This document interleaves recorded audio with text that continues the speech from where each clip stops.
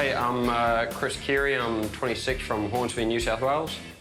I just like telling stories that I think are funny that have happened to me in real life. It's fine. My first gig was when I was about 23. I thought it was going to go terribly, and it did, but it didn't go as badly as I thought. Someone said, oh, you should keep going, and I think they were just being nice and patronising, but I took it as very honest. So after that, I just kept going. This guy learned comedy at Hornsby McDonald's. Give it up for Chris Kearey.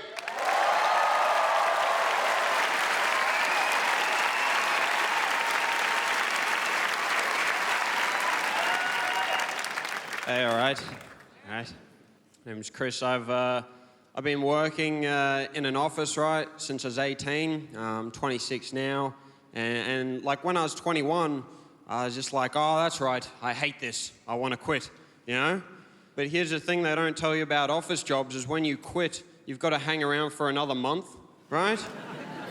Which kind of sucks, you know, because I wanted to go in, like, storm into my boss's office and have my first big quit, just, like, charge in there and, like, smash the computer and just be like, oh, hey, man, I hate this. This is the worst thing ever. This is corporate death. The lights have gone out in your eyes. Everyone's dying in here and they don't know it. I quit. I'll see you Monday. So I hate confrontation, you know, so like I'm a coward, so I just went in, I was just like, oh, hey, I'm gonna go backpack around Europe, you know? And they were like, oh, that's cool, you're young, you should do that. And then I left, and it was just a clever ruse. I had no intention of going to Europe at all. I wanted to find what I wanted to do, and I got these bar jobs, and I got fired for drinking on the job and stuff, and then there was a couple poor investment decisions on horses and whatnot, you know? And then, like, 10 months later, I was broke, and I got this phone call up from my old boss. He's like, oh, you're back in Australia? It's like, yeah. It's like, well, someone's left. Would you like to come back to your old job? And I was like, I would, and I went back, and now I've just got to keep that light forever. You know?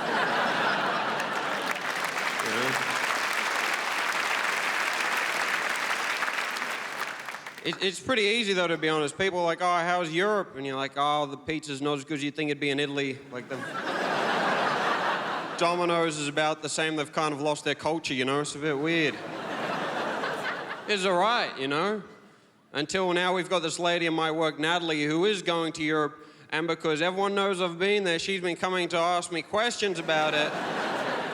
So I've been having to thumb through these Lonely Planet guides at night, you know? Just in preparation for these pop quizzes she likes to hold in the kitchenette. She came up to me and she was just like, oh, hey, Chris, is Berlin a good city to go to? And I was like, oh, yeah, Berlin's a great city to go to. Actually, one of the top cultural attractions of Berlin is their parliament building called the Reichstag. It was built in 1894 by Polish architect Hans Otto von Schleck, destroyed in 1934 by Hitler, which used a pretext to get rid of the brown shirts, left abandoned for 60 years in the East-West Berlin divide, rebuilt in 1990 by British architect Norman Foster, now seen as a symbol of reunification between East and West Berlin.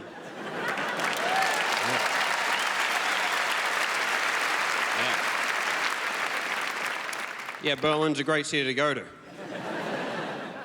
And when I say that, I must sound crazy, because she can just be like, oh, is there a subway system in Rome? And I'm just like, oh, there's 12,000 tons of travertine stone in the Colosseum. Clearly, I've been to Europe. Now, please don't ask me any more questions.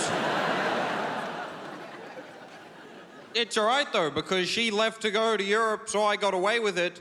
So, you know, people might have chucked a sickie from their work, but I chucked a gap year. It's all right.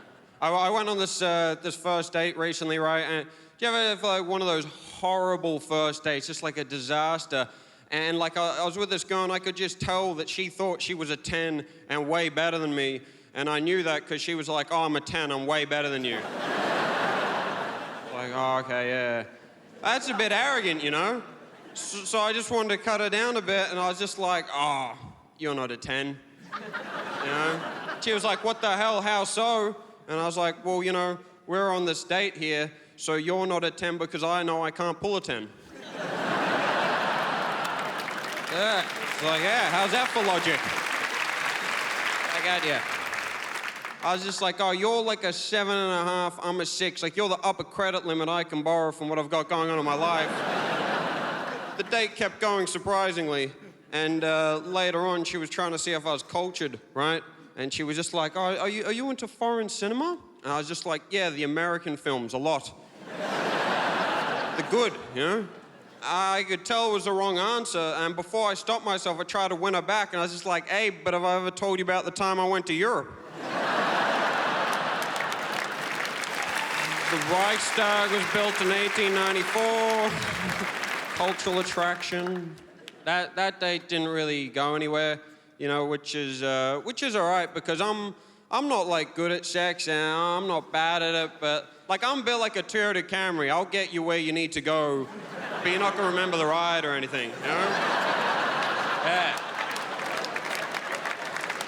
Just like, hey, buckle up, we're going for milk and bread. Strap in. Things get like serious when you start to get a bit old.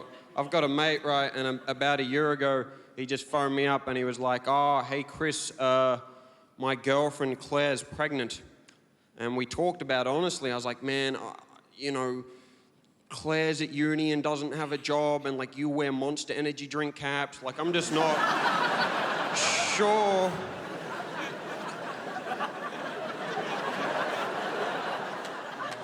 If this is the right environment to bring a child into, you know?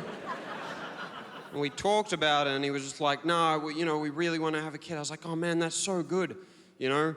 And they had her, and then like fast forward, like 10 months, and I got to go over to his house to meet baby Sarah for the first time ever. And it was amazing, and I got to hold her there, you know, and she's got these gorgeous hazel eyes and just laughing baby, and, you know, like I've got to tell you, it's really weird to hold someone whose death you've campaigned for.